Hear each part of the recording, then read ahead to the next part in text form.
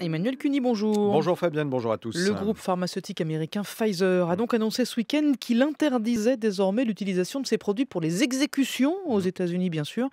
Alors, est-ce que c'est une décision politique ou économique? Écoutez, c'est plus qu'un symbole en tout cas, hein. C'est la puissante industrie pharmaceutique qui met vraiment les pieds dans le plat. Cette décision va priver les États américains de la dernière source disponible de substances légales pour des injections létales.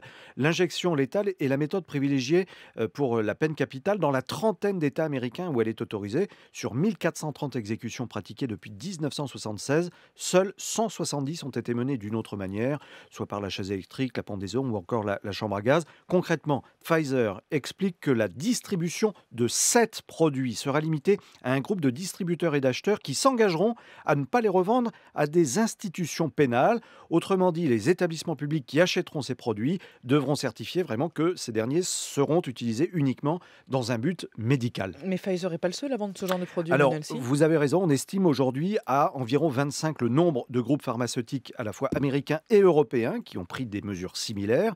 Dans la liste des produits de Pfizer, on voit notamment du chlorure de potassium ou le puissant anesthésique Propofol qui avait causé la mort de Michael Jackson. Des produits censés alléger les douleurs et sauver les vies, mais uniquement s'ils sont utilisés évidemment selon les doses prescrites. Le problème, c'est que qu'ils soient fabriqués aux États-Unis ou en Europe, les médicaments incriminés sont détournés de leur fonction initiale. Les injections létales sont généralement composées de 3 substances qui, additionnées, permettent d'endormir, de paralyser les muscles et in fine provoquer l'arrêt cardiaque. Il y a un flou juridique autour de la potion mortelle et puis un lourd silence aussi de l'administration américaine.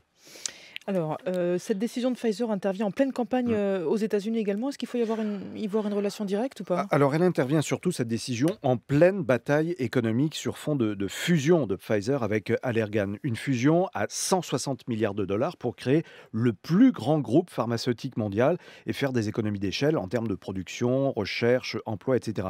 Et conçue aussi, cette fusion, pour des raisons fiscales. En rachetant Allergan, qui fabrique le Botox, Pfizer, qui lui fabrique le Viagra, comptait installer son siège social à Dublin, en Irlande, où est basé Allergan. Mais l'administration américaine a dit non, flairant évidemment la fuite fiscale et les milliards de dollars de manque à gagner pour l'impôt non collecté aux États-Unis. Donc, selon plusieurs observateurs, l'offensive de Pfizer sur les injections létales utilisées par l'administration américaine serait tout simplement la réponse du berger à la bergère, une motivation donc certainement plus économique que réellement politique.